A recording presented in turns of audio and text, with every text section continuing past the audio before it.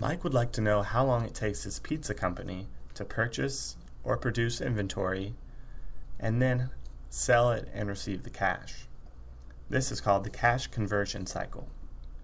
There are 3 parts to the cycle. First, Mike must figure out his inventory conversion period. The formula is inventory over cost of goods sold per day. This will tell Mike the average time required to convert materials into finished goods and then to sell those goods. Next is the average collection period. The formula is receivables divided by daily sales. This ratio will tell Mike how long it takes him to collect cash after a sale has been made. Finally, Mike will need to calculate the payables deferral period, which will tell him how long his company takes between purchasing materials and labor to making payments for them. Now we will be able to figure out the cash conversion cycle.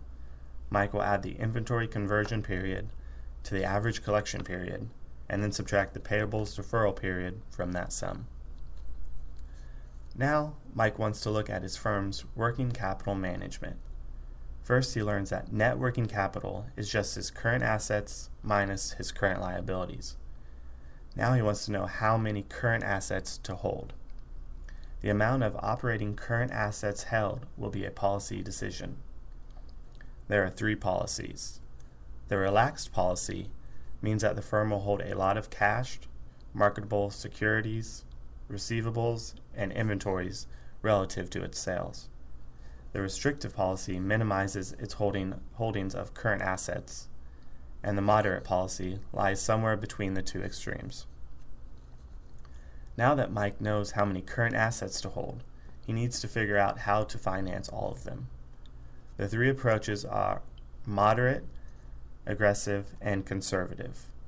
First, a moderate approach to short-term financing involves matching, to the extent possible, the maturities of assets and liabilities, so that temporary operating current assets are financed with short-term debt, and permanent operating current assets and fixed assets are financed with long-term debt or equity. Under an aggressive approach, some permanent operating current assets and perhaps even some fixed assets are financed with short-term debt. A conservative approach would be to use long-term sources to finance all permanent operating capital and some of the temporary operating current assets. Now, all that is left for Mike is to make the choices that will benefit his company the most.